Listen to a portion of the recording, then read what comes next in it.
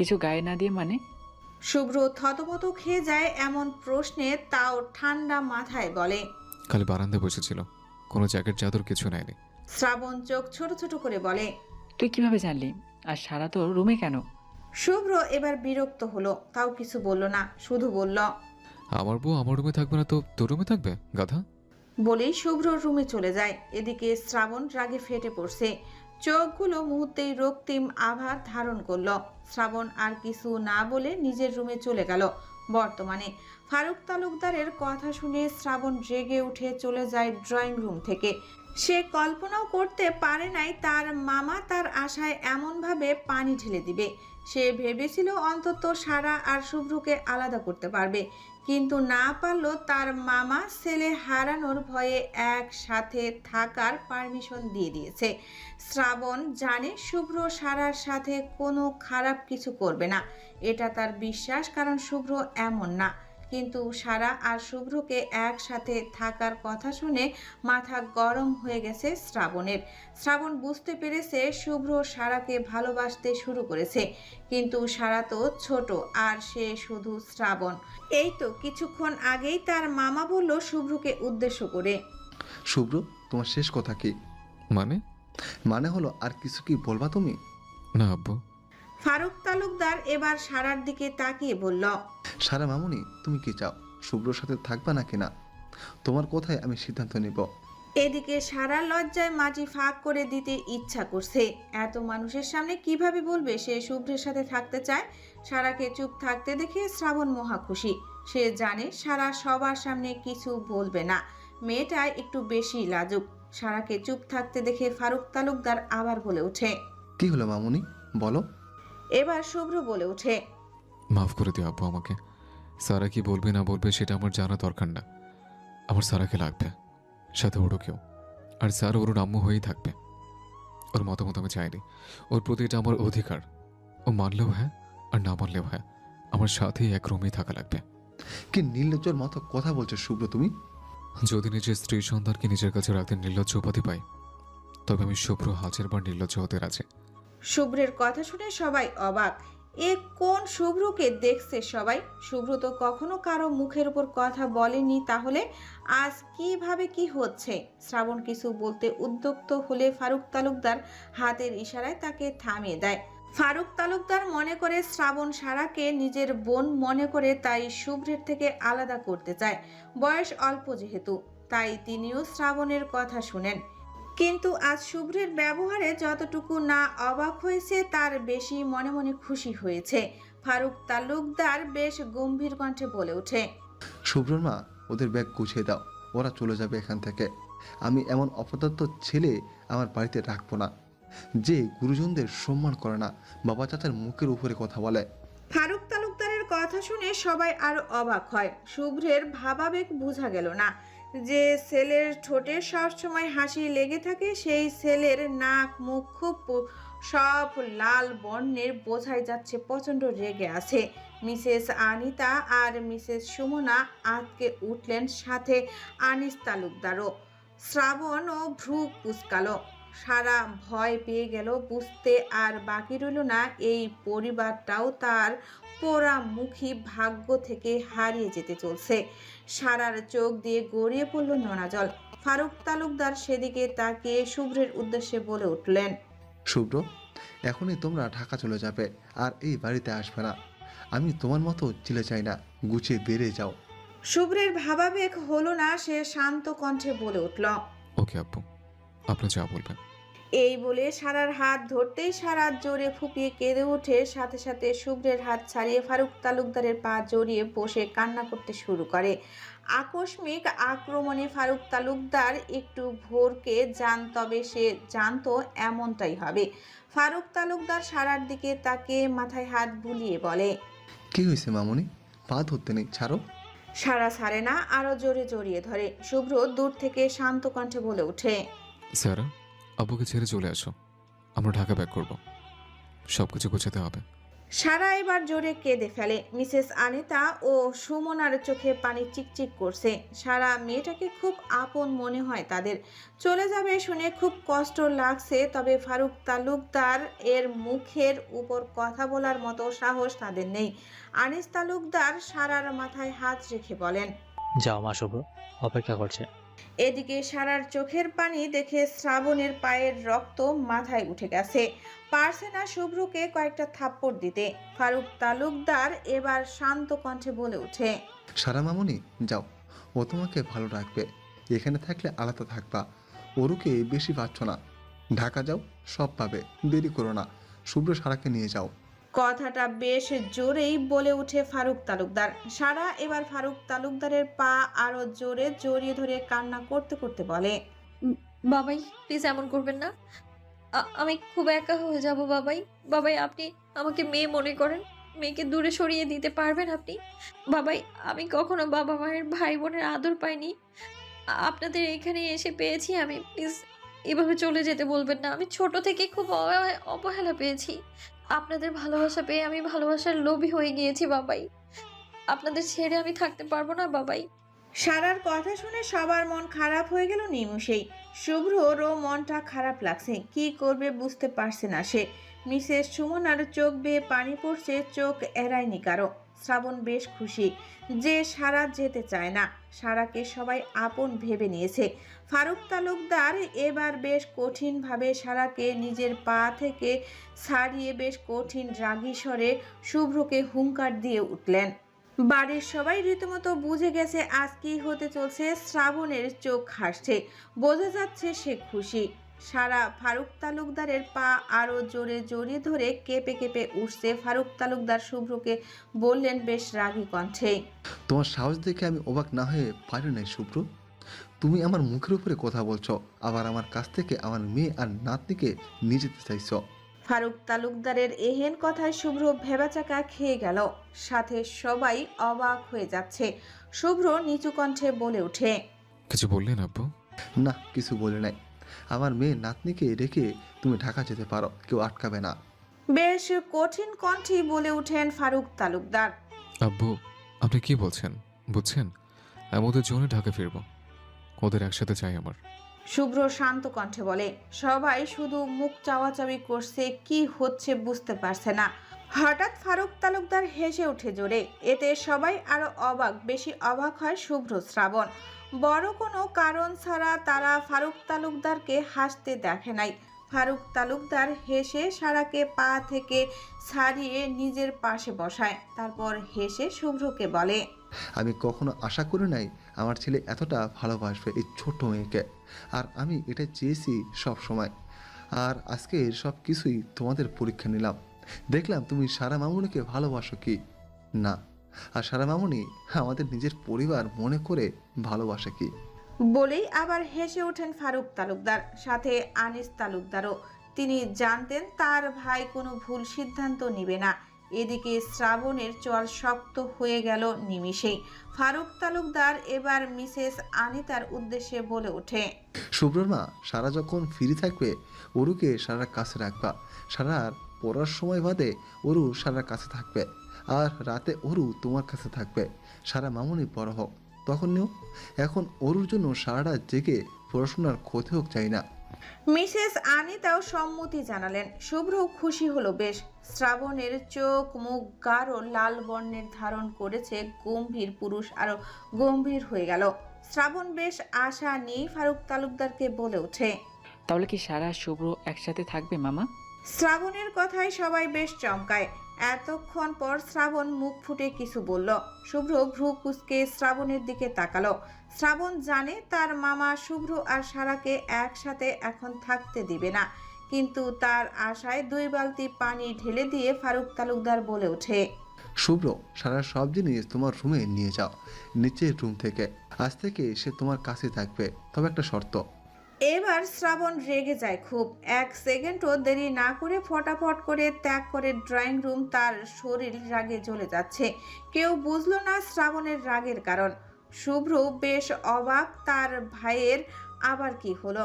শুভ্র কিছু না বলে ফারুক তালুকদারের উদ্দেশ্যে বলে ওঠে, কি শর্ত? ফারুক তালুকদার বেশ কিছুক্ষণ চুপ থেকে সবার উদ্দেশ্যে বলে ওঠে। সারা ছোট, সংসার জীবন ওর জন্য না। ও বাড়ির কোনো কাজে হাত দিবে না আনিশা। ফাতিয়া, সারা, শান্তা, এরা চারজন আমার মেয়ের মতোই থাকবে। আর শুভ্র, আমি চাই সারা পড়াশোনার কোনো ক্ষতি যেন তোমার জন্য না হয়।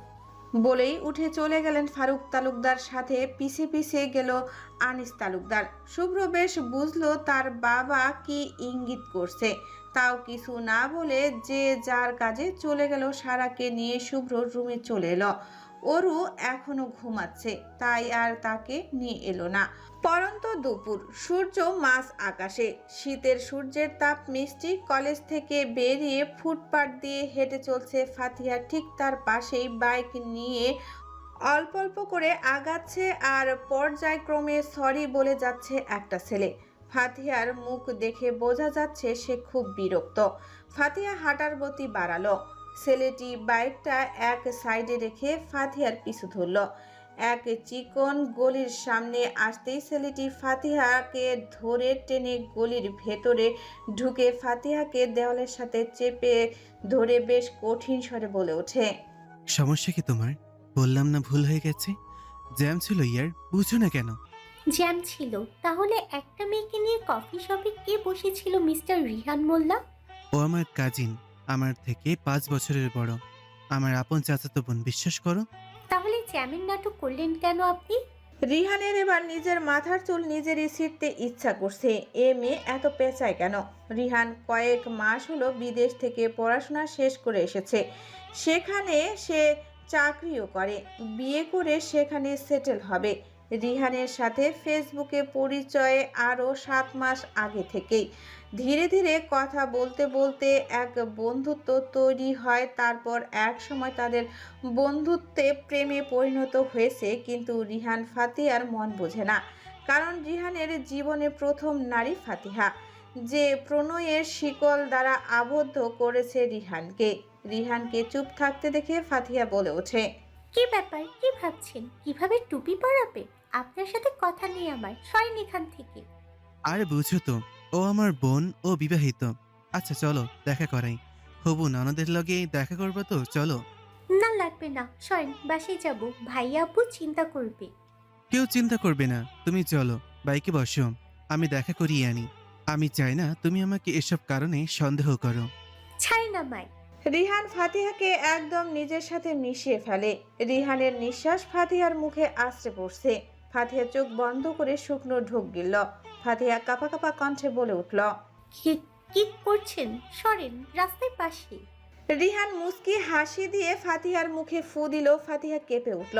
তারপর রিহান ফাতিহার চুলে পড়ে থাকা ময়লাগুলো তুলে ফেলে দিয়ে কানের কাছে ফিসফিস করে বলল। ফাতু বেবি, এখনই এত কিছু ভাবিও না, আমি হালাল ভাবে তোমাকে চাই। বলেই দূরে সরে দাঁড়ালো। ফাতিহা লজ্জায় মাথা কাটা যাচ্ছে। এ তো উল্টাপাল্টা ভাবা শুরু করেছিল। ফাতিহার ভাবনার মাঝেই রিহান ডেকে ওঠে। ফাতিহা, রিক্সা আসছে, তাড়াতাড়ি আসো। রিহানের কথা শুনে ফাতিহা গলির সাইড থেকে চলে এসে রিকশায় চেপে বসে। রিহান ভাড়া দিয়ে দেয় রিকশাওয়ালাকে। রিকশা চলতে শুরু করে। ফাতিহার লজ্জায় আর রিহানের দিকে তাকাতে পারে না। রিহানও বুঝে যায় তার লজ্জাবতী লজ্জা পেয়েছে। রিহানের চোখের সামনে থেকে রিকশাটা ধীরে ধীরে ঝাপসা হয়ে গেলে সেও বাইকে উঠে চলে যায় নিজের গন্তব্যে। সারা শুভ্রের সাথে বসে আছে রুমে।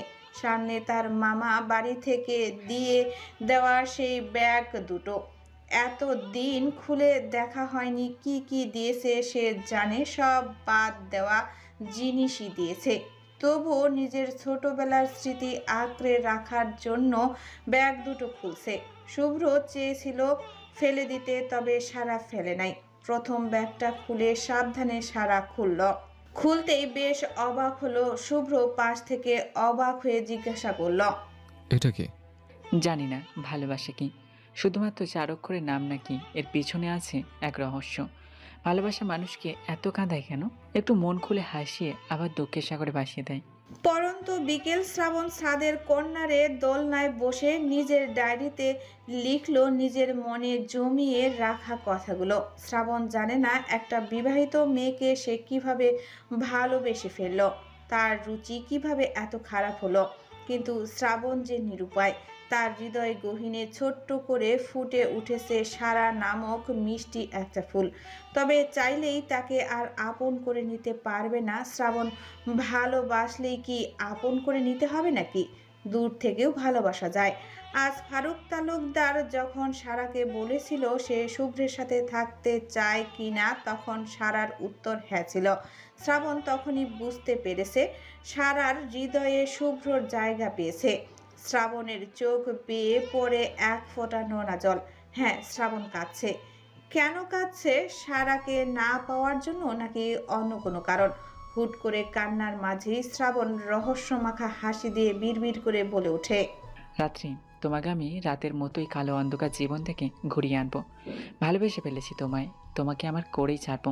শ্রাবণ জোরে জোরে হাসতে শুরু করলো। ঠিক সে সময় ছাদের দরজার পেছন থেকে বেরিয়ে এলো অন্তু আর আনিশা। তারা ছাদের গাছে পানি দিতে এসেছে, কিন্তু তাদের শ্রাবণ ভাইয়ের এমন হাসি দেখে অবাক না হয়ে পারল না। আনিশা ওড়না কোমরে পেঁচিয়ে উল্টো দিকে ঘুরে দোলনায় বসে থাকা শ্রাবণ ভাইকে বলে ওঠে, কি ব্যাপার ভম্বল সাহেব, আপনি হাসলেন? তাও আবার এত জোরে? এই অন্তু, আমরা কি সত্যি শুনলাম তো? গম্ভীর মুখ ভম্বল ভাই হেসেছে। আনিশার কণ্ঠ পেয়ে পিছু ঘুরে তাকায় শ্রাবণ। পিছনে আনিশা আর অন্তুকে দেখে চোখ মুখ কঠিন করে ফেলে। তারপর বেশ রাগী কণ্ঠে ধমক দিয়ে বলল, হোয়াট? বম্বলকে? শ্রাবণের কথায় কেঁপে উঠল অন্তু আনিশা। অন্তু একটু একটু করে পিছিয়ে ছাদ থেকে দৌড়ে পালালো, কিন্তু আনিশার পা জমে গেছে। তার তো সব সময় ভুল জায়গায় ভুল কথা বলার স্বভাব। আজও তার কানের নিচে 140 ভোল্টের চর পড়বে শিওর। আনিশার ভাবনার মাঝেই শ্রাবণ হুঙ্কার দিল, এখানে কি করছিস তুই? না না না, মানে ভাইয়া। কি মানে করছিস? এক চড়ে গাড়ির সব দাঁত ফেলে দিব। এইসব আজে বাজে কথা আর একদিন শুনলে। আনিশা কেঁপে উঠল ভয়ে। শ্রাবণ রাগে চোখ লাল করে পাশ থেকে চলে গেল। শ্রাবণ চলে যেতেই আনিশা মুখ ভেংসি কেটে বিড়বিড় করে বলল, গভীর মুখ বাদরকে ভম্বল বলে খেপে গেছে, তাতে আমার কি? আমি আরো 110 বার বলবো, ভম্বল শ্রাবণ ভাই। কথাটা বেশ জোরেই বলল আনিশা। বলে পিছন ঘুরতেই কারো বুকের সাথে ধাক্কা খেলো। আনিশা মুখ উঁচু করে দেখলো শ্রাবণ রাগী চোখে তার দিকে তাকিয়ে আছে। আনিশা শুকনো ঢোক গেল। সে নিজের মনে নিজেকেই গালি দেওয়া শুরু করলো। শ্রাবণ এসেছিল দোলনায় পড়ে থাকা তার ডায়েরি নিতে, কিন্তু এসেই শুনতে পেল আনিশার কথা। মুহূর্তেই আরো বেশি রাগ চেপে গেল মাথায়। আনিশা কিছু বলতে নিতেই শ্রাবণ আনিশাকে ধাক্কা দিয়ে ঠাস করে চর বসিয়ে দিল আনিশার গালে। আনিশা ছিটকে পড়ে গেল। সাথে সাথে ফ্যাস ফ্যাস করে কেঁদে উঠল আনিশা। শ্রাবণ হাঁটু ভাঁজ করে বসে আনিশার সামনে, তারপর আনিশাকে উদ্দেশ্য করে বলে, লাস্ট টাইম ওয়ার্নিং দিলাম তোরে, এরপর মামারে বলবো বেয়াদব কোথাকার। বলেই শ্রাবণ রাগে হিস হিস করতে করতে নিচে চলে আসলো। নিচে আসতেই তার মাথা আরো গরম হয়ে গেল। তার চাচা এসেছে। শ্রাবণ তার বাবার গোষ্ঠীর কাউকেই সহ্য করতে পারে না। তার মতে তার চাচাদের জন্য তার বাবা স্ট্রোক করে মারা গেছে। রুমে বসে সারা ব্যাগ থেকে এক একটা জিনিস বের করছে, যা সবই বাদ দেওয়ার মতো জিনিস। সব মামারা তার ব্যাগে গুজে দিয়েছে। সারার সব জিনিসের মধ্যে নিজের ডায়েরিটা পেয়ে আনন্দে লাফিয়ে ওঠে। শুভ্র ভ্রু কুঁচকে জিজ্ঞাসা করে, এটা কি? সারা শুভ্রের ইশারা অনুসারে তাকাতেই দেখে ছোট্ট একটা পেন্সিল বক্স। সারার মনে নেই এই বক্সের কথা, প্রায় ভুলে বসেছে। শুভ্র সারার হাত থেকে পেন্সিল বক্সটা নিয়ে বেশ কৌতূহল নিয়ে খুলল সেটা, কিন্তু খোলার পর হতাশ হলো। সামান্য একটা রূপার চেন আর একটা লকেট, কিন্তু বক্সের অন্য পাশ খুলতেই শুভ্র বেশ অবাক হয়। সেখানে সারার ছোট্টবেলার কয়েকটি ছবি। সারা এগুলো খুব যত্নে রেখেছে। শুভ্র ছবিগুলো হাতে নিয়ে ভাবতে লাগলো, তার মনে হচ্ছে সে এই বাচ্চাকে দেখেছে, কিন্তু মনে করতে পারছে না। শুভ্রের ভাবনার মাঝেই সারা হাত থেকে ছবিগুলো নিয়ে আবার বক্সে রাখে, তারপর চেনটা শুভ্রের হাতে দিয়ে বলে পরিয়ে দিতে। শুভ্র চুপচাপ পরিয়ে দেয়, কিন্তু তার মন পড়ে রয় ছবিটার দিকে। সে এই ছবি আগে দেখেছে। সারা উঠে আলমারির ভিতরে তার ডায়েরি আর বক্সটা রেখে দিল। তারপর বাকি জামা কাপড়গুলো আর ব্যাগগুলো নিয়ে গিয়ে এক সাইডে রেখে দিল। কাল ফেলে দিবে, কারণ শুভ্র এসব রাখতে দিবে না সারার কাছে। তার ডায়েরিটা অনেক আবেগের। ছোটবেলায় তার এক দাদু তাকে উপহার দিয়েছিল, পাতলা একটা ডায়েরি। সারা বুঝমতে শেখার পর থেকেই সেখানে তার সুখ দুঃখ লিখে রাখে। ডায়েরি লেখা তার শখও হতো, কিন্তু কাজের চাপে পারতো না। তাও রাতে জেগে জেগে সারা দিনের সব কিছুই লিখে রাখতো। সারা বিছানার এক কোনায় বসে আছে অরুকে নিয়ে। এসেছিল, কিন্তু মেয়ে তার ঘুম পাগল, এক্ষুনি ঘুমিয়ে গেছে। অরুকে দোলনায় দিয়ে সারা অরুর দোলনার দিকে এক দৃষ্টিতে তাকিয়ে থাকে। শুভ্র সারার পাশে এসে সারার ঘাড় থেকে চুল সরিয়ে একটা চুমু খায়। সারার হুঁশ ফেরে চমকে উঠে তাকায় শুভ্রের দিকে। শুভ্র মুচকি হেসে সারার ঘাড়ে থুতনি রেখে 2 হাত দিয়ে আঁকড়ে ধরে সারাকে। তারপর ফিসফিস করে বলে ওঠে, পিচ্ছি পাখি, এত কি ভাবছো? আচ্ছা, আমি আপনাকে একটা কথা জিজ্ঞেস করি, রাগ করবেন না তো? হুম, না, আমি তো প্রমিস করেছি তোমার কোনো কথায় রাগ করব না। তাহলে বলি। বলো। আচ্ছা, আমি কি একটু বেশি ছোট? আপনার সাথে কি আমাকে মানায় না? শান্তাপু আজকেও আমাকে বলছে আমি নাকি পিচ্চি বলে দয়া করছেন। শান্তার কথা শুনে শুভ্রের মাথায় আগুন ধরে গেল। সে সারাকে ছেড়ে দিয়ে বলল, তোমারে বলেছি শান্তার কোনো কথায় কান দিবা না। আর আজ এরা চিন্তা বাদ দাও, আমি আসছি। বলেই রুম থেকে রেগে বেরিয়ে যায় শুভ্র। সারা অবাক হয়ে যায়, হলোটা কি মানুষটার। সারা তো শুধু এমনিতে জিজ্ঞাসা করলো। শান্তার কথা সে এক কান দিয়ে অন্য কান দিয়ে বের করে দেয়। সারা আর কিছু না ভেবে ঘুমন্ত অরুকে কোলে নিয়ে শাশুড়ির রুমের দিকে যাওয়ার উদ্দেশ্যে পা বাড়ালো। ড্রয়িং রুমে বসে আছে ইব্রাহিম শেখ, শ্রাবণের চাচা। ফারুক তালুকদারের সাথে কথা বলছে। সে মূলত আজ এসেছে সবাইকে নিয়ে যেতে, তাই তিনি ফারুক তালুকদারকে উদ্দেশ্য করে বলে ওঠেন, ভাই সাহেব, আজ কিন্তু সবাইকে আমার সাথে যেতেই হবে। আমি অনেক আশা নিয়ে এসেছি, যেতেই হবে। মাফ করবেন, আমি চাইলে শ্রাবণ শান্তাফা ছেলে মেয়েদের নিয়ে যান, সমস্যা নেই। আমার ব্যবসার জন্য যেতে পারবো না। তা বললে হচ্ছে না। আমার ছোট ভাইয়ের আর বাবার মৃত্যুবার্ষিকী এই সপ্তাহে, আপনাদের যেতেই হবে। বেশ খানিকক্ষণ তর্কাতর্কির পর ফারুক তালুকদার যেতে রাজি হলেন, কিন্তু আজ নয়, কাল সকালে বের হবে তারা। তাই ইব্রাহিম শেখকে আজ রাতে থাকতে বললেন। তিনিও রাজি হয়ে গেছেন। তাই ফারুক তালুকদার এবার বেশ জোরে স্বাভাবিক কণ্ঠে শান্তাকে ডেকে বলে ওঠেন, সকাল সকাল তালুকদার বাড়িতে হই হুল্লোড় সবার। যে যার মতো রেডি হতে ব্যস্ত। আজ তারা যাবে 100 কিলোমিটার দূরে শ্রাবণের চাচার বাড়ি। সেখানে 1 সপ্তাহ থাকবে। যদিও ফারুক তালুকদার, আনিস তালুকদার 2 দিন পরই চলে আসবে, বাকিরা সবাই থাকবে। সেখানে শ্রাবণের বাবা তার দাদার মৃত্যুবার্ষিকী পালন করা হবে। সকাল 7টার পর 3টা প্রাইভেটে উঠে বসলো তালুকদার বাড়ির সকলে। প্রথম গাড়িতে ফারুক তালুকদার, ইব্রাহিম শেখ, আনিস তালুকদার, মনিরা তালুকদার। পরের গাড়িতে মিসেস আনিতা, অরু, শান্তা, ফাতিহা, অন্তু। আর শেষ গাড়িতে শ্রাবণ, শুভ্র, সারা আর আনিশা। গাড়ি চলতে শুরু করলো। সারা আজ সাদার উপরে লাল কাজ করা গাউন পরেছে, চুলগুলো ছেড়ে দেওয়া। শুভ্র ড্রাইভিং করছে, আনিশা মোবাইল স্ক্রল করছে। শ্রাবণ এক দৃষ্টিতে গাড়ির ব্যাক আয়নায় সারার দিকে তাকিয়ে আছে, কেন সে জানে না। সারা গাড়ির দরজার সাথে সেটে বসলো, পা থেকে জুতো টুতো খুলে সিটের উপরে পা তুলে বসলো। শুভ্র মিররে খেয়াল করলো সারাকে। দিন দিন মেয়েটার প্রতি দুর্বল হয়ে যাচ্ছে সে। গাড়ি চলছে ফুল স্পিডে। ফাঁকা হাইওয়ে পেয়ে শুভ্র বেশ জোরেই গাড়ি টান দিল। সারা কিছুক্ষণ আগেই ঘুমিয়ে গেছে গাড়ির জানালার সাথে মাথা রেখে। অতিরিক্ত বাতাসের কারণে সারার সিল্কি চুলগুলো উঠছে। হঠাৎ আনিশা বলে ওঠে, শ্রাবণ ভাই, একটা গান গাইবেন প্লিজ? এই বাতাসে আপনার গান শুনতে ইচ্ছে হচ্ছে। আনিশার কথা শুনে সারা ঘুম থেকে জেগে উঠল। শ্রাবণ গম্ভীর মুখে একবার আনিশার দিকে তাকিয়ে গাড়ির সাউন্ড বক্স চালু করে দিল। আনিশা হতাশ হলো, তবুও আবার বলে ওঠে, ভাই প্লিজ, একটা গান প্লিজ। শ্রাবণ কিছু বলতে যাবে, তখনই সারা বলে ওঠে, শ্রাবণ ভাই প্লিজ, আনু আপি যেহেতু বলছে একটা শোনান প্লিজ। শুভ্র এদের কথায় কান না দিয়ে গাড়ি ভালোভাবে ড্রাইভ করছে। শ্রাবণ রেগে গেলেও সারার কথা ফেলতে পারল না। শ্রাবণ বুকের সাথে লেগে থাকা শার্টের গলায় ঝুলে থাকা সানগ্লাসটা খুলে চোখে দিয়ে গম্ভীর গলায় বলল। ওকে। শ্রাবণের কথা শুনে আনিশা বিড়বিড় করে বলল।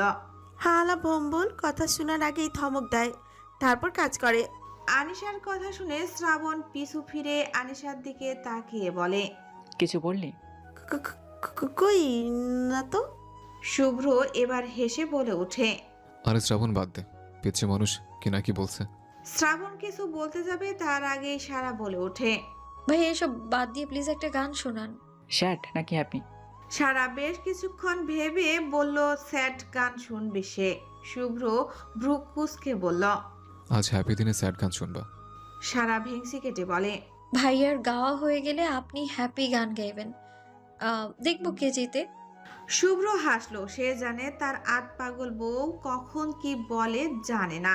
সারা এবার বেশ তাড়াহুড়া করেই বলে ওঠে। কই শ্রাবণ ভাই শুরু করেন। আনিশা চুপ করে বসে আছে। শ্রাবণ আর কিছু না বলে সোজা হয়ে বসলো, তারপর খালি গলায় গেয়ে উঠল। যদি তোমার মনে ধরে আরো ব্যথা দিও মরে, দোহাই লাগে ভইলা যেও না।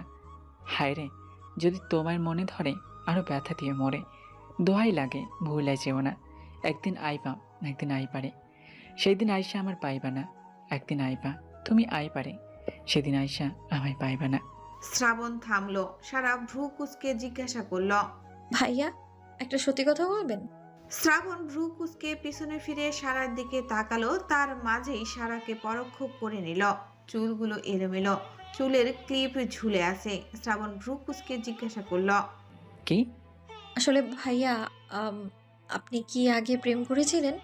আসলে আমি মা বাবারই থাকতে একজনের গলায় শুনছিলাম এই গান। সে প্রেম করেছিল, কিন্তু তার সেই প্রেমিকা চলে গিয়েছিল অন্য কারোর সাথে বিয়ে করে, তাই সে এইসব গান গাইতো।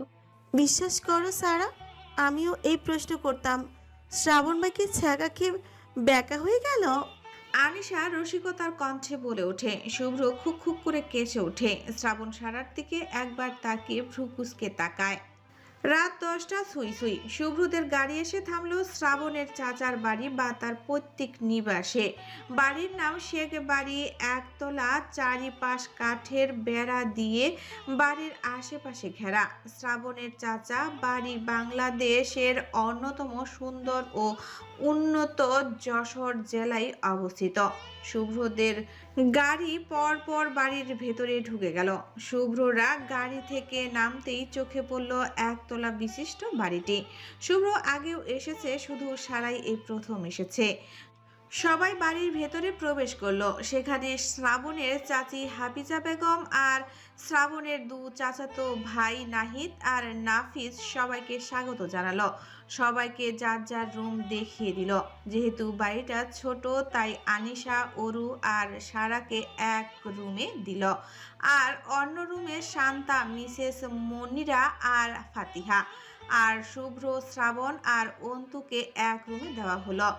সবাই যে যার দেখানো রুমে গিয়ে ফ্রেশ হয়ে এসে রাতে খেয়ে নিল, তারপর ঘুমাতে চলে গেল।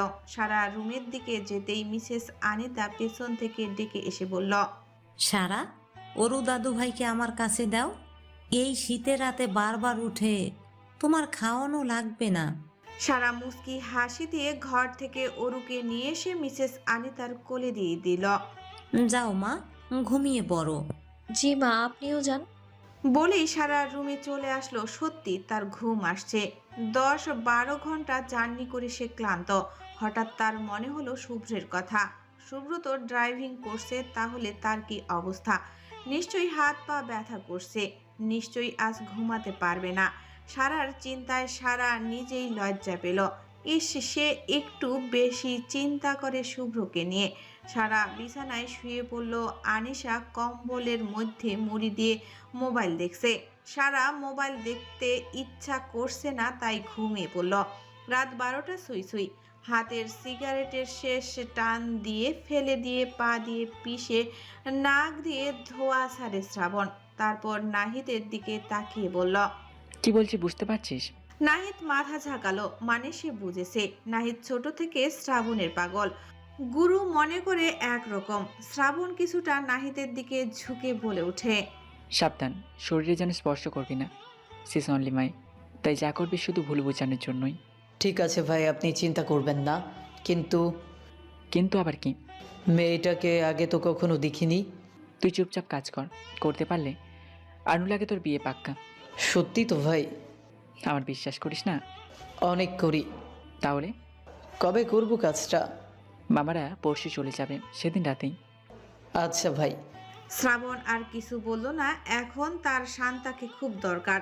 তার মনে কি চলছে সে বাদে কেউ জানে না, কিন্তু সে শিওর যে নায়ক না হলেও সারার জীবনে ভিলেন হয়ে হলেও তাকে নিজের করে ছাড়বে। শ্রাবণ দীর্ঘশ্বাস ফেললো, তারপর বিড়বিড়িয়ে বলল, শুভ্র ভাই, আমি জানিস তুই আর তোর পিচ্ছি পাখি না খুব বোকা। দেখিস তোদের বোকামিতে তোরা কেমন ভালো থাকিস। শ্রাবণ রহস্য ভরা একটু হাসলো। নাহিদ এতক্ষণ শ্রাবণকে পর্যবেক্ষণ করছে। সেও বুঝতে পারছে শুভ্র ভাইয়ের বউয়ের প্রতি শ্রাবণ ভাইয়ের কিসের এত টান। তার মা একটু আগেই বলল উপরে আসার আগে সেটা শুভ্রের বউ, আর এখন শ্রাবণ তার সাথেই কিনা। নাহিদ আর ভালো না, সে জানে কাজটা ঠিক মতো করতে পারলে শ্রাবণ ভাই তার ভালোবাসার মানুষের সাথে বিয়ে দিয়ে দিবে। নাহিদ আর কিছু না ভেবে শ্রাবণের কে সাথে নিয়ে তাদের গেট লাগিয়ে নিচে চলে আসলো। সকাল 7টা। গ্রামে শীতের প্রকোপ বেশি। জানুয়ারি মাসের এই সময়টা খুব ঠান্ডা পড়ে। চারিদিকে কুয়াশা ভরা, এক হাত দূরে জিনিসও স্পষ্ট দেখা যাচ্ছে না। পুরো বাড়ি ঘুমিয়ে আছে গভীর ঘুমে। এদিকে আনিশা নামাজ পড়ে শান্তা আপুর সাথে রান্নাঘরে শান্তা আপুর চাচি পিঠা তৈরি করছে। সারা এখনো ঘুমাচ্ছে কম্বল মুড়ি দিয়ে। সারা হঠাৎ ঘুমের মধ্যে অনুভব করলো তার পেটের উপর কারো হাতের স্পর্শ। সারা কেঁপে উঠলো। সারা চোখ মেলে তাকাতে যাবে, তাকাতে পারছে না। সারা এবার আরো বেশি স্পষ্ট অনুভব করলো তার শরীরের সাথে সেটে কেউ শুয়ে আছে। সারা ঘুমের মধ্যে কেঁপে উঠলো। মানুষটা সারার কম্বলের মাঝে ঢুকে সারাকে জড়িয়ে ধরলো। ফট করে চোখ খুলল। সামনে থাকা মানুষটিকে দেখে চিল্লানি দিতে যাবে, তার আগেই মানুষটি তার ঠোঁট জোড়া নিজের দখলে নিয়ে নেয়। সারার চোখ বড় বড় হয়ে যায়, ছোটাছুটি করতে শুরু করে। তবে শ্রাবণকে এক চুল পরিমাণও সরাতে পারে না। শ্রাবণ এবার সারাকে আরো জোরে চেপে ধরে নিজের শরীরের সাথে মিশিয়ে নেয়। সারার ছোট্ট শরীর, সারার চোখ বেয়ে গড়িয়ে পড়ছে নোনা জল। শ্রাবণ সারার ঠোঁট ছেড়ে দিল, সাথে সাথে চিল্লানি দিল, কিন্তু একই তার গলা দিয়ে কথা বের হচ্ছে না। শ্রাবণ ফিসফিস করে বলে ওঠে, রাত্রি। সারা কেঁপে ওঠে। শ্রাবণ আর কোনো কথা না বলে সারার ঠোঁট জোড়া আবার নিজের দখলে নিয়ে নেয়। শ্রাবণ সারার অন্যার টেনে নেয়। সারা ফুপিয়ে ওঠে। শ্রাবণ নিজের ভর সারার উপর ছেড়ে দেয়। হুট করে সারা লাফিয়ে উঠে ঘুম থেকে। সারা শরীর ঘেমে একাকার। এদিকে তাকিয়ে দেখলো রুমের দরজা চাপানো, লাইট নিভানো, লাল আলো জ্বলছে। জানালার কাছের কুয়াশার শিশির বিন্দু গড়িয়ে পড়ছে। সারা ভয়ে কাঁপা কাঁপা চোখে ভালো করে দেখে নিল চারিপাশ। না, কেউ নেই। খুব খারাপ স্বপ্ন ছিল তার এটা। সারা কাঁপা কাঁপা হাতে বেড সাইড টেবিল থেকে পানির বোতল নিয়ে পানি খেয়ে নিল। তার গা হাত পা প্রচণ্ড কাঁপছে। এই শীতের মাঝে সে ঘেমে শেষ। তার মাথায় আসছে না শ্রাবণকে নিয়ে এসব স্বপ্ন দেখলো কেন। সারা কাঁপা চোখে নিজের দিকে তাকালো। না, ওড়না বালিশের পাশেই আছে, সব ঠিকঠাক। তবুও সারা ভয়ের ঘোরে চলে গেল বিছানা থেকে ওয়াশরুমে গিয়ে কাঁপা হাতে চোখে মুখে পানি দিল। তারপর রুমে এসে ফ্যান ছেড়ে দিয়ে শুয়ে পড়ল। আবার হাঁটার শক্তি নেই যে এখন উঠে বাইরে যাবে। সে মনে মনে সিদ্ধান্ত নিল একটু পর উঠে গিয়ে শুভ্রকে সব বলবে। শীতের সকাল হওয়ায় সবাই দেরি করে ঘুম থেকে উঠেছে। সারা আর ঘুমাতে পারে নাই। চোখ বুজে শুয়েছিল। ঘড়িতে 10টা বাজতেই উঠে বসলো। চুলগুলো ঠিক করে মাথায় ওড়না ঠিক করে দিয়ে বেরিয়ে গেল রুম থেকে। রুম থেকে বেরোতেই সারা ভয়ে চোখ বড় বড় করে বলল, আপনি কেন? আপনি কখন ঘুম থেকে উঠেছেন? শুভ্র মুচকি হেসে সারার দিকে এগিয়ে আসলো। সারা পেছাতে লাগলো। এক সময় দরজা ঠেলে ভেতরে ঢুকে গেল শুভ্র ও সারার দিকে আগাতে রুমের মধ্যে ঢুকে গেল। শুভ্র রুমে ঢুকেই দরজা লক করে দিল। সারা কেঁপে উঠল। শুভ্র সারার দিকে তাকিয়ে আগাতে থাকলো।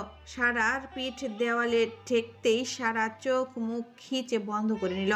শুভ্র সারার মুখের কাছে এসে দাঁড়ালো। নিজের শক্তপোক্ত হাত সারার পেটে ছোঁয়াতেই সারা কেঁপে ওঠে। শুভ্র সারার মুখের দিকে ঝুঁকে সারার মুখের উপর পড়ে থাকা ছোট চুলগুলো ফু দিয়ে সরিয়ে দেয়। সারা চোখ খিচে বন্ধ করে আছে, তাকিয়ে থাকার শক্তি নেই। রীতিমতো কাঁপছে সারা।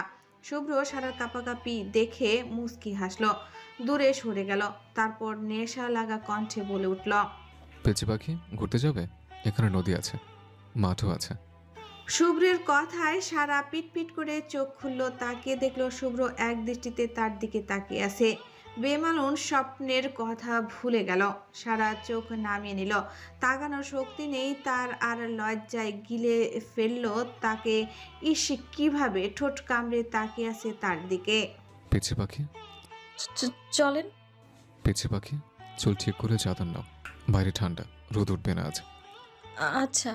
সারা মৃদু স্বরে উত্তর দিল। 10টা 20 মিনিটে সবার চোখ ফাঁকি দিয়ে শুভ্র আর সারা বেরিয়ে গেল গ্রাম ঘুরতে। শুভ্রর একটাই চাওয়া সারার হাসি, যা দেখলে শুভ্রর হৃদয় জুড়িয়ে যায়। গ্রামে শিশিরের ভেজা মেঠো পথ ধরে খালি পায়ে হেঁটে চলছে শুভ্র আর সারা। দূর থেকে সরিষা ক্ষেত দেখা যাচ্ছে। তবে সারার এই ফুলে অ্যালার্জি হওয়ায় গেল না, সোজা চলে এলো নদীর ধারে। নদীর তীরে বসে পানিতে পা ডুবিয়ে বসলো শুভ্র আর সারা। এবার সারা বায়না ধরল, এতদিন শ্রাবণ ভাই গান শুনিয়েছে, আজ আপনি শোনাবেন। শুভ্র মানা করলো সে গাইবে না, কিন্তু সারা নাসর বান্দা, সে শুনেই ছাড়বে। আমি গান পারি না পেঁচে পাখি, আমি সকলে কে গান শোনাবে? আমি শুনবো। আপনার সমস্যা তালুকদার সাহেব? না, গান বিকেলে অথবা সন্ধ্যায় শুনতে হয়। আপনি গাইবেন কিনা বলেন। না, কি করবা? এই আপনি আমার স্বামী, আপনার 10টা না 5টা না একটা মাত্র বউ আমি। আমার কথা রাখবেন না আপনি? ইমোশনাল ব্ল্যাকমেল করছো কেন জান? আর শোনানো লাগবে না, আমি কত শখ করে বললাম একটা গান শোনান। আমি আরো ভাবলাম এই কুয়াশার মাঝে নদীর গরম পানিতে পা ডুবিয়ে আপনার গান শুনবো। রাগ করো কেন? রোমান্টিক ভাব চলে আসলে কিন্তু আজ রাত। শুভ্র আর না বলে নিজের ঠোঁট কামড়ে ধরল। সারা এবার বেশ রেগে গেল। উঠে দাঁড়াতে গেলেই শুভ্র হাত টেনে বসিয়ে কাছে টেনে নিয়ে সারার ঘাট থেকে চাদর সরিয়ে সারার ঘাড়ে মুখ ডুবিয়ে লম্বা একটা নিঃশ্বাস নেয়। তারপর সারার ঘাট থেকে হালকা মুখ উঁচু করে সারার চাদরে নিজেকেও আবৃত করে। সারা আবেশে চোখ বুজে নেয়। শুভ্রের স্পর্শ পেলে সারা রাগ করতে পারে না। সারার মারহা শুভ্র নিজের ঘাড়ে রাখে। তারপর সারার হাত দুটো নিজের হাতের মুঠোয় নিয়ে নদীর বাষ্প ওঠা নীল জলে তাকিয়ে খালি গলায় গেয়ে ওঠে, ওগো তোমার আকাশ দুটি চোখে আমি হয়ে গেছি তারা। ওগো তোমার আকাশ দুটি চোখে আমি হয়ে গেছি তারা।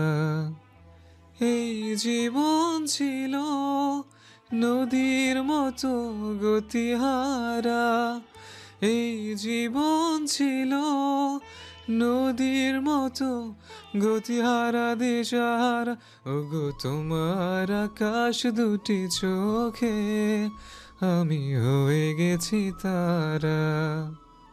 ওগো তোমার আকাশ দুটি চোখে আমি হয়ে গেছি তারা। শুভ্র থামলো। সারা মাথা উঁচু না করেই বলল, থামলেন কেন? শুভ্র পকেট থেকে ফোন বের করে চেক করে বলল, পেঁচে পাখি, 11টা 20 বাজে, 1 ঘন্টা হয়ে গেছে আমরা বাড়ি থেকে বের হয়েছে। তুমি কিছু খাওনি, চলো। সারা উঠল না, আহ্লাদি কণ্ঠে বলল, তাহলে বলেন আমাকে প্রতিদিন গান শোনাবেন। শুভ্র হাসলো। আগে অহনার সাথে ভার্সিটি ক্যাম্পাসে বসে এমন গানের কলি খেলতো। অহনাও বায়না ধরতো সব সময় অসময়ে গান শোনার জন্য। শুভ্র খুশি মনে সব কাজ ফেলে আগে অহনাকে গুরুত্ব দিত। পুরনো কথা ভেবে লম্বা দম নিয়ে শুভ্রকে চুপ থাকতে দেখে সারা বলে ওঠে, কি হলো, শোনাবেন না? শুভ্র সারার দিকে তাকে মুচকি হেসে বলল। আমার পেচ্ছি পাখির আবদার আমি গ্রহণ করলাম। সারা খুশিতে দিক বিদিক ভুলে শুভ্রকে কিস করে বসলো। যখন বুঝতে পারলো সে কি করেছে তখন লজ্জায় সারা তাড়াতাড়ি শুভ্রের পাশ থেকে উঠে সরি করতে করতে পারে চলে এলো। এদিকে শুভ্র তার প্রেয়সীর থেকে অনাকাঙ্ক্ষিত চুম্বন পেয়ে ফ্রিজ হয়ে গেছে। নদীর শীতল হাওয়ায় শুভ্র হুশে এসে সারাকে নিয়ে বাড়ি ফিরল। সারা রাস্তায় সারা একবারও শুভ্রের দিকে তাকালো না। শুভ্র মুস্কি হাসলো কিন্তু কিছু বলল না। শ্রাবণ সকাল থেকে সারাকে খুঁজে চলছে মনে মনে। এদিকে তার শান্তাকে নিয়ে সমস্ত প্ল্যান শেষ। সে শান্তাকে বলেছে সারাকে সে সহ্য করতে পারে না আর সে চায় শান্তা শুভ্রের বউ হোক। কথাটা শুনে শান্তা অনেক খুশি হয়ে যায়। মেঘ না চাইতেই বৃষ্টি পেয়ে গেলে যেমন আনন্দ লাগে, শান্তা সব প্ল্যানিং করে পিঠা বানাচ্ছে সোফায় বসে বসে। এদিকে শ্রাবণের রাগ বাড়ছে তির করে। শুভ্র সারা দুজন কেউই বাড়ি নেই, তার মানে তারা দুজন একসাথে। শ্রাবণের মাথায় আগুন জ্বলছে। তার বাড়ির পেছনে পুকুর পাড়ে গিয়ে বসলো। পুকুরের পানিতে ভরপুর সেই মুহূর্তে আনিশা কয়েকটা গ্লাস নিয়ে পুকুর পাড়ে আসে। গ্লাসগুলো শানের উপর রেখে সে নিচে নামে স্পষ্ট শ্রাবণ ভাইকে দেখে পানিতে এক পা ভিজায় আর এক শুকনো শানে রেখে একটা লাঠি দিয়ে পানি নাড়াচ্ছে। আনিশার মাথায় কুবুদ্ধি আসলো। সে শ্রাবণকে ধাক্কা দিবে বলে পা টিপে টিপে শ্রাবণের পিছে গিয়ে দাঁড়ালো। শ্রাবণ তার থেকে 2 শান পরে বসে আছে। আনিশা পরের শানে পা দিতেই শ্রাবণ উঠে দাঁড়ালো। আকস্মিকতায় আনিশা শ্রাবণের সাথে ধাক্কা খেয়ে পা পিছলে পুকুরের ঠান্ডা পানিতে পড়ে। আনিশা সাঁতার না জানার ফলে এক গাদা পানি খেয়ে ফেলে হাবুডুবু খেতে থাকে। শ্রাবণও ভরকে যায়। কিছু বুঝে ওঠার আগে গলা সমান পানিতে পড়ে যায়। পুকুর বড় আর গভীর হওয়ায় পানি বেশি। শ্রাবণ তাড়াহুড়া করে আনিশাকে উঁচু করে ধরে। আনিশা কাশতে থাকে, কাশতে কাশতে গা গুলিয়ে আসে। তখন শ্রাবণ আনিশাকে শানে এনে বসিয়ে দেয়। তারপর রাম ধমক দিয়ে বলে ওঠে, চড়াই দাঁতগুলো সব ফেলে দেবো অসভ্য মেয়ে। সাঁতার পারো না তা পুকুরে আসছো কেন? কমন সেন্স নেই তোমার যে পানিতে পড়লে উঠবো কিভাবে আমি? আমার ধাক্কা দিতে আসছিলে তাই না? এতক্ষণে আনিশা এবার কেঁপে ওঠে। যে প্রশ্নের ভয় করছিল সেটাই সামনে এসে জিজ্ঞাসছে। এই মেয়ে বলো, শুধু ছোট বলে পার পেয়ে যাচ্ছ, নয়তো থাপড়িয়ে বেয়াদবি বের করে দিতাম। অসভ্য স্টুপিড কাল। বলেই আনিশাকে পাশ কাটিয়ে উঠে গেলে শ্রাবণ। এদিকে শ্রাবণ যেতেই আনিশার চোখ বেয়ে পানি গড়িয়ে পড়ল। শীতে কাঁপতে কাঁপতে সেও উঠে দাঁড়ালো। পেছন ফিরে দেখলো শ্রাবণ একেবারেই শেষ সিঁড়িতে, গায়ের শার্ট ভিজে লেপ্টে আছে ফর্সা পিঠে। স্পষ্ট বোঝা যাচ্ছে জিম করা পেশি যুগল। আনিশা চোখ নামিয়ে নেয়, তারপর বিড়বিড় করে বলে, দেশে এত ছেলে থাকতে আপনার এত সুন্দর হতে হলো কেন? নাকি আমার কাছেই লাগে? ইস, আপনাকে যদি ছুঁয়ে দেখতে পারতাম শ্রাবণ ভাইয়া। আব্বু যখন বলেছিল মাধ্যমিক পরীক্ষার পর আমি যা চাইবো তাই দিবে, তখন থেকে আমি সিদ্ধান্ত নিয়েছি আমি এই রকচটা ফম্পল শ্রাবণ ভাইকেই চাইব। আপনার বকা শুনতেও আমার ভালো লাগে। বলেই চোখ বুজে বুকের বাঁ পাশে হাত দেয় আনিশা। তারপর চোখ খুলে বাড়ির ভেতরে চলে আসে। শুভ্ররা বাড়ি আসতে অরুর কান্না শুনে সারা অরুকে নিয়ে বাইরে চলে আসে। শুভ্র আসতে চাইলেও সারা নিষেধ করে খেয়ে নিতে বলে। সারা বাগানের ঘাসের উপর বসে অরুকে ঘুম পাড়াচ্ছে আর গল্প শোনাচ্ছে। তখন একটা মেয়ে পেছন থেকে এসে বলে, এই মেয়ে, বসতে পারি তোমার পাশে? সারা পিছু ঘুরে দেখলো তার সমবয়সী একটা মেয়ে, দেখতে শুনতে ভালোই। সারার বোরিং লাগছিল, তাই মেয়েটাকে বসতে বলল। মেয়েটিও হাসি মুখে সারার পাশে বসলো। তারপর নাম জিজ্ঞাসা করলে সারা নাম বলে। মেয়েটিও তার নিজের নাম জানায়, ইতু। সারা ইতুর সাথে গল্পে মজে ওঠে। একটু একটু কথা হঠাৎই ইতু জিজ্ঞাসা করে, আচ্ছা সারা, এই বেবিটা কার? সারা কোনো দ্বিধা ছাড়াই উত্তর দেয় মেয়েটা তার। ইতু বলে, তুমি বিবাহিত? সারা হু বলে ইতু আবারও জিজ্ঞাসা করে ওঠে, আচ্ছা এই পিচ্চির আব্বুর নাম কি? সারা বলতে যেয়ে থেমে যায়, কারণ ছোট থেকে শুনেছে স্বামীর নাম ধরতে নেই। সারার ভাবনার মাঝেই ইতু বলে ওঠে, সারা জানো শান্তা আপু আছে না, শ্রাবণ ভাইয়ার বোন, আপুর সামনে বিয়ে মনে হয় কিছুদিন পরেই। কি? আরে হ্যাঁ, শান্তা আপুই বলল। তুমি শান্তাপুকে কিভাবে জানো ইতু? আরে আমার বাসা ওই যে। হাত দিয়ে ইশারা করে একটা বাড়ির দিকে। ও, আসলে শান্তা আপুর বিয়ের আগে হয়ে যেত, কিন্তু মাঝখানে একটা কারণে আর কি হয়নি। কি কারণে? আসলে শান্তা আপু আর শুভ্র ভাইয়ার অনেক আগে থেকেই প্রেম, কিন্তু হঠাৎ অ্যাক্সিডেন্টলি ভাইয়ার সাথে একটা মেয়ের সাথে চুক্তিতে বিয়ে হয়ে যায়, তাই বিয়ের ডেট পিছাইছে। আজকালের মধ্যে আংটি পরিয়ে রাখবে, তারপর সেই মেয়েকে ডিভোর্স দিয়ে বিয়ে। কি? সারা যেন আকাশ থেকে বলল। আমি তো এখন দেখে আসলাম, ভাইয়া শান্তা আপুর রুমেই গেছে। আমি শান্তা আপুকে ডাকতে গিয়েছিলাম। তুমি জানো তুমি কি বলছো? সারার মুখে কালো মেঘ নেমে আসে। আরে হ্যাঁ, তুমি জানো? সারার কানের দিকে মুখ এগিয়ে নিয়ে এসে ফিসফিস করে বলল। আরে শুভ্র ভাইয়া আর শান্তা আপুর তো বিয়ের আগেই অনেক কিছু হয়ে গেছে। অনেক কিছু মানে? সারা শুকনো ঢোক গিলল, ভয় তাকে ঘিরে ধরেছে। আরে তোমার বাচ্চা আছে, বুঝো না? বিয়ের পর হাজবেন্ড ওয়াইফের যে সম্পর্ক, সেটাই। কথাটা শোনা মাত্র সারার ছোট্ট মস্তিষ্কে চক্কর দিয়ে উঠে নিজেকে সামলিয়ে নেয়। তখন ইতু বলে, আচ্ছা থাকো, এইসব কাউকে বলিও না, বললে কি না কি ভাববে। আমাকে আম্মু ডাকে মনে হয়। বলেই ইতু চলে যায়। এদিকে সারার মস্তিষ্ক ফাঁকা ফাঁকা লাগছে, চোখ দিয়ে পানি টপ টপ করে পড়তে লাগলো। এই শীতে কালো আকাশ ডাকছে, হয়তো বৃষ্টি আসবে। ঠিক আকাশের মতোই সারার মন মেঘে ঢেকে গেছে। সারা ঘুমন্ত অরুকে নিয়ে বাড়ির মধ্যে ঢুকতেই বাইরে মুষলধারে বর্ষণ শুরু হয়। সারা অরুকে নিয়ে বাড়িতে ঢুকতেই দেখতে পায় শুভ্রের রুমের দরজা চাপানো, ডাইনিং ফাঁকা। অন্য কন্যারে ঘরে বসে সবাই আড্ডা দিচ্ছে। শুভ্রের চাচি, তার শাশুড়ি আর ছোট্ট শাশুড়ি রান্না করে। সারা রান্নাঘরে গিয়ে মিসেস আনিতাকে ডাকতেই তিনি আসলেন। সারা অরুকে মিসেস আনিতার কোলে দিল। তখন মিসেস সুমনা এসে বলল, মা দাঁড়া, শুভ্রর জন্য কফি নিয়ে যা, ওর নাকি মাথা ব্যথা করছে, শান্তা এসে বলে গেল। শান্তার নাম শুনতেই সারার চোখ জ্বলে উঠল, হৃৎপিণ্ড লাফাতে লাগলো জোরে। মিসেস সুমনা এসে সারার হাতে এক মগ কফি আর দিলেন একটা ট্রেতে। সারা হাঁটতে লাগলো শুভ্রের রুমের দিকে, মনে আতঙ্ক, দোয়া করছে মনে মনে। আল্লাহ, সব মিথ্যা হোক, ইতুর কথা আমি সহ্য করতে পারবো না। শুভ্র খেয়ে উঠে রুমের দিকে যেতেই শান্তার সাথে দেখা। শুভ্র বেশ কঠিন কণ্ঠেই বলল, শান্ত, এক কাপ কফি এনে দেবন। আমার শান্ত হয়তো এটার অপেক্ষা ছিল।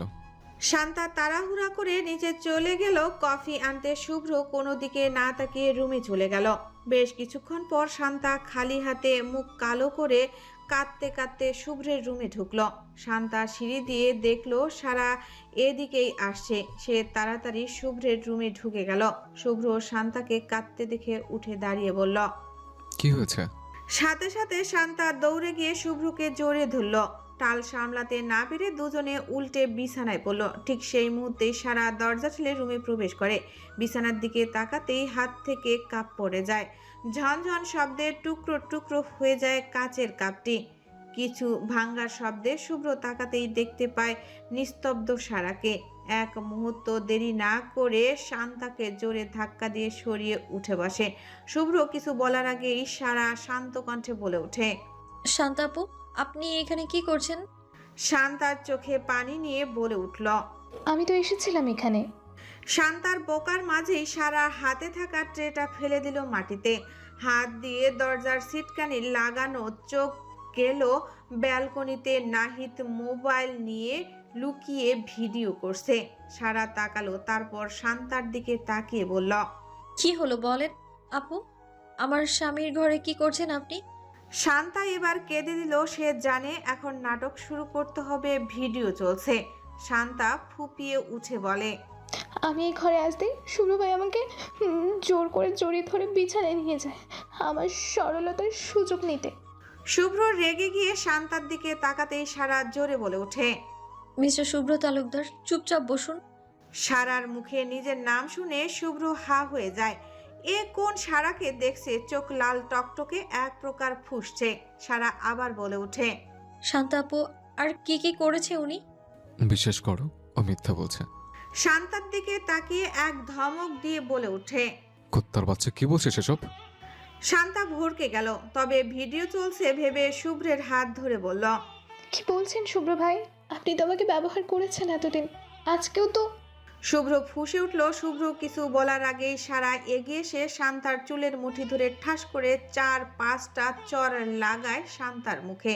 সারা আর শান্তার উচ্চতায় সমান হওয়ায় সারার চুলের মুঠি ধরে বলে ওঠে, তোর লজ্জা করে না আমার সংসার নষ্ট করতে আসিস? যে ছেলে বিবাহিত তার পেছনে ঘুরিস তুই? বলে আরো কয়েকটা চর বসালো। হঠাৎ আক্রমণে শান্তা কিছু বুঝে উঠতে পারেনি। সে কখনো ভাবেনি এমন কিছু করবে সারা।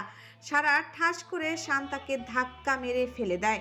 শান্তার কপাল লাগে সোফার কোনায়। কথায় আছে, মেয়েরা নিজের স্বামীর ভাগ ছাড়ে না। আসলে সারা আজ প্রচণ্ড রেগে গেছে। ব্যালকনিতে থাকা নাহিদ কেঁপে ওঠে। শুভ্র কথা বলার ভাষা হারিয়ে ফেলেছে। এ কোন রণচণ্ডী সারাকে দেখছে সে। সারা হঠাৎ চিল্লিয়ে উঠে বলে, নাহিদ ভাই আপনি বের হবেন নাকি আমি বের করে নিয়ে আসবো? নাহিদ কোথেকে আসলো? ঠিক তখনই নাহিদ বেরিয়ে আসে হাতে মোবাইল নিয়ে। কাল রাতে সারা শুভ্রের চিন্তায় ঘুম আসছিল না, প্রচণ্ড মন খারাপ লাগছিল, মাথা ব্যথা করছিল। তাই উঠে বাইরে ডাইনিংয়ে আসে ওষুধ খেতে, পানি নিবে বলে। তখন শুনতে পায় ফিসফিসিয়ে কথা। রাতে যেহেতু কথা বাজে, আরও শীতের নিস্তব্ধ রাত্রি। সারা ঔষধ খাওয়া বাদ দিয়ে ফিসফিসানি কথা অনুসরণ করে ছাদের সিঁড়ির দিকে আসে। তখন তার ভূতের কথা মনে পড়ে। নিশ্চয়ই ভূতেরা প্রেম করছে, নয়তো কারো ঘাড় মটকাবে তাই পরিকল্পনা করছে। সারার চিন্তায় সারা নিজেই বিরক্ত। সারা ছোট থেকে সাহসী হওয়ায় ভূতের ভয় করে না তার। তাই সে পা টিপে টিপে ছাদের গেটের কাছে এসে উকি দিতেই দেখলো চাঁদের আলোয় শ্রাবণ আর তার চাচাতো ভাই নাহিদ দাঁড়িয়ে কথা বলছে। সারা চলে আসতেই চাইছিল, কিন্তু কি মনে করে কান পাতল। মুহূর্তেই চোখ বড় বড় হয়ে গেল তাদের ভয়ঙ্কর পরিকল্পনা শুনে। সারা শুকনো ঢোক গিলে নিচে চলে আসলো। তার আর বুঝতে বাকি নেই যে কাল সকালে কি হবে। সে নিচে এসে শান্তার রুমে গিয়ে চুপচাপ নিজের মোবাইল এর রেকর্ড চালু করে বিছানার নিচে তোষকে লাগিয়ে রেখে আসে। গ্রামের মেয়ে হওয়ায় কুটুলি বুদ্ধিও তার মাথায় গিজগিজ করে। সে রাতে সেই জন্য শ্রাবণকে নিয়ে খারাপ স্বপ্ন দেখে অতিরিক্ত চিন্তার কারণে। সকালে বাড়ি এসে নিজের ফোন নিয়ে বাগানে সেই শ্রাবণের বলা শান্তার সাথে কুটুলি পরিকল্পনাগুলো সে শুনে। ঠিক তখন ইতু আসে। বুঝতে বাকি ছিল না ইতু নাহিদের প্রেমিকা। তাই সারা ইচ্ছে করে ইমোশনালের নাটক করে কি কি বলে সেইগুলো রেকর্ড করতে থাকে নিজের ফোনে। এর একটাই প্রমাণ পায়, নাহিদের সাথে শান্তার অবৈধ সম্পর্ক আছে। সারা ভেবে পায় না মানুষ এত খারাপ কিভাবে হয়। সে যদি কাল রাতে পানি খেতে না আসতো তাহলে সে শুভ্রকে ভুল বুঝতো। আস্তে আস্তে তাদের সম্পর্ক খারাপ হতো। আর যাকে নিজের আপন ভাইয়ের জায়গা দিয়েছে সে কিনা তার বউ বানাতে চায়, ভাবতে ঘৃণা জন্মালো সারার মনে। সারা মনে মনে বলল, আল্লাহ যা করে ভালোর জন্যই করে, নয়তো শ্রাবণ ভাইয়ের মতো নিকৃষ্ট মানুষকে সে চিনতো না। একজন বিবাহিত, তার ছোট ভাই, বেস্ট ফ্রেন্ড, তার বোন আমি, আর সে আমাকে অন্য নজরে দেখে। এসব ভেবে নিজের পা দিয়ে সামনে এক লাথি দেয়। ভুল করে লাথিটা শান্তার মাজায় গিয়ে লাগে। শান্তা রেগে ওঠে। শান্তা উঠে সারার চুল ধরে বলে, তুই এসেছিস বলেই আমার কাছ থেকে শুভ্র ভাই হারাই গেছে, নয়তো শুভ্র ভাইকে আমি ভালোবেসেছিলাম আগে। আমি কি তোকে কখনো ভালোবাসি বলছি? যেখানে তোদের সবার নিজের আপন বোন ভেবে বড় করে তোদের সব শখ পূরণ করেছে, আর তুই বউ হওয়ার স্বপ্ন দেখতে। সারা শুভ্রকে থামিয়ে দিয়ে নাহিদের দিকে তাকায়। শুভ্র কয়েকটা চর মারায় ছেলেটার ঠোঁট কেটে গিয়ে রক্ত বের হচ্ছে। চুপচাপ দাঁড়িয়ে আছে। নিজের বাড়িতেই অন্যের হাতে মার খাচ্ছে, কি কপাল। সারা এবার শান্তার দিকে তাকায়। শান্তা সারার চুল ধরার সারার ব্যথা লাগছে। সারাও কম যায় না। এক হাত দিয়ে শান্তার চুল ধরে অন্য হাত দিয়ে আবারও ঠাস করে চর মারে। শান্তা মারতে আসলে হাত পিঠ মুড়িয়ে দেয়। শান্তা রেগে ছাড়ানোর চেষ্টা করে। সারা এবার রেগে বলে ওঠে, তুই শুভ্রকে ভালোবাসতি, তাহলে নাহিদের সাথে আকাশের সাথে শুতিস কেন বল? কি? আকাশকে তো মেরেই ফেললি। ফাতিহা আপু না বলে জানতাম না আকাশ ছেলেটাকে কিভাবে ঠকালি তুই। এক বেয়াদব, হাত ছাড়। আমি যা করেছি ভালোই করেছি, তোর কি? শান্তার বলতে দেরি শুভ্র এসে ঠাস করে চর বসিয়ে দেয় শান্তার গালে, হুঙ্কার দিয়ে বলে ওঠে, ওর কি, তাই না? তারপর নাহিদের কলার চেপে ধরে বলে, কতদিনের সম্পর্ক তোদের? নাহিদ কাঁপা কাঁপা কণ্ঠে বলে, 1 বছর। মিথ্যে বলতে গলা কাঁপছে। 4-2 বছরের রিলেশন আপনাদের, আপনার ডায়েরিতে লেখা আছে সব। ঘরের ভেতর এমন চিল্লাচিল্লি শুনে শ্রাবণের আত্মা কেঁপে ওঠে। সে ভেবেছে শান্তা সারাকে মারছে। একদিকে রাগ, অন্যদিকে ভয়। বাড়ির সবাই দরজায় ভিড় করে দরজা ধাক্কানো শুরু করলো। সারা মাথায় ওড়না ঠিক করে দিয়ে দরজা খুলতেই রেগে গিয়ে বলে ওঠে। দরজা খুলে সামনে শ্রাবণকে দেখে ঠাস করে চর বসিয়ে দেয় শ্রাবণের গালে। মুহূর্তেই বাড়ির সকলে অবাক হয়ে আঁতকে ওঠে সারার কর্মকাণ্ডে। শ্রাবণ রেগে রক্তচক্ষু নিয়ে সারার দিকে তাকাতেই সারা আবার এক চর বসিয়ে দিতে যায়, কিন্তু শ্রাবণ সারার হাত ধরে ফেলে। চোখ মুখ শক্ত করে তাকিয়ে রয়েছে সারার দিকে, যেন এক্ষুনি খেয়ে ফেলবে। তবে সারার এক ঝাটকায় শ্রাবণ হাত থেকে নিজের হাত ছাড়িয়ে নিয়ে বলে, লজ্জা করে না আপনার নিজের ছোট ভাইয়ের বউয়ের দিকে নজর দিতে? ভাসুর হয়ে এমন করতে পারেন আপনি? অসভ্য লোক কোথাকার। কি বলছো, মাথা ঠিক আছে? সাথে সাথে শুভ্র, নাহিদ আর শান্তাকে নিয়ে ঘর থেকে বেরিয়ে আসে। সবাই রীতিমতো অবাকে আকাশ সীমায়। ফারুক তালুকদার আর ইব্রাহিম শেখ বসে আছে ড্রয়িং রুমে। কাজী এসেছে বিয়ে পড়াবে। শান্তা কেঁদে কুটে শেষ। এদিকে নাহিদও বলছে বিয়ে করবে না, সে শুধু মজা করেছে, তাই বলে বিয়ে করতে হবে। এ কথা শুনে শ্রাবণ রেগে যায়। তবে এখানে তার দোষ, যেহেতু রাগ হজম করে নেয়। কিছুক্ষণ আগে ফারুক তালুকদারের ধমকে সবাই ড্রয়িং রুমে আসে। সারা সবাইকে সব খুলে বলে। শান্তার কথা শুনে মিসেস মনিরা ঠাস করে চর বসায় শান্তার গালে। তারপর বলে, কাল নাগিনি, তুই যার পাতে খাস, যার পড়িস, তার বুকে ছুরি ধরিস? তোরে তো মেরেই ফেলবো। আমি কি অমানুষ জন্ম দিয়েছি? মিসেস আনিতা আর সুমনা মিলে মনিরাকে সরিয়ে এনে সোফায় বসায়। আনিস তালুকদার সারাকে নিজের পাশে বসায়। রক্তচক্ষু নিয়ে শ্রাবণের দিকে তাকিয়ে বলে, বাই এনি চান্স আমার মেয়ের কোনো ক্ষতি হলে তোর জ্যান্ত কবর দিতাম কুত্তার বাচ্চা। এই প্রথম আনিস তালুকদারকে এত বেশি রেগে যেতে দেখলো বাড়ির সকলে। এদিকে সারা যখন নাহিদ আর শান্তার কিছু গোপনীয়তা সবার সামনে তুলে ধরলো, তখন ফারুক তালুকদার রেগে বললেন ইব্রাহিম শেখকে, আপনি এখন কি সিদ্ধান্ত নেবেন? আর যদি চান আমরা নেই, তবে পুলিশ ডাকবো আর শ্রাবণের বিচার তালুকদার বাড়িতে করব। আপাতত ওটা স্থগিত। তবে শ্রাবণের দিকে রক্তচক্ষু নিয়ে তাকিয়ে ফারুক তালুকদার বললেন, পালানোর সাহস করিও না। তোমাকে টুকরো টুকরো করার ক্ষমতা আমার আছে। বাড়ির সকলে ফারুক তালুকদারের এমন কণ্ঠে ভরকে যান। শ্রাবণ রাগে ফুঁসছে, মাথা নিচু করে আছে। এদিকে শুভ্র অরুকে নিয়ে ব্যস্ত। ফারুক তালুকদার ইব্রাহিম শেখকে আবার বলে ওঠেন, কি ভাবলেন শেখ সাহেব? ভুল যেহেতু করেছে, আমি শান্তাকে আমার ছেলের বউ হিসাবে মেনে নিতে পারবো। বিয়ে দেওয়া উত্তম।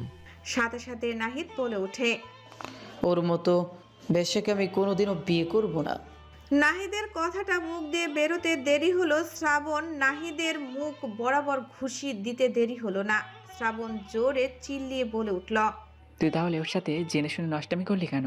তোর জন্য আকাশকে ছাড়ছে, তুইও আকাশকে ডাক দিয়েছিস। ছেলেটা কোথায় কেউ জানে না, মেরে ফেলেছিস তোরা, আর এখন বলিস আমার বোন বেশ্যা। ফারুক তালুকদার ধমকে শ্রাবণকে দূরে সরে আসতে বললেন। শ্রাবণ রাগী চোখে সরে আসলো। নাহিদ মাথা নিচু করে দাঁড়িয়ে আছে। ফারুক তালুকদার জোরে বলে উঠল, শুভ্র দূর থেকেই বলল, বলো না আব্বু। নাফিসকে নিয়ে এক্ষুনি কাজীকে ডেকে আনো। হাত ঘড়ির দিকে তাকিয়ে বলল, 10 মিনিট সময়। অরুকে মিসেস আনিতার কোলে দিয়ে শুভ্র নাফিসকে নিয়ে বেরিয়ে যায়।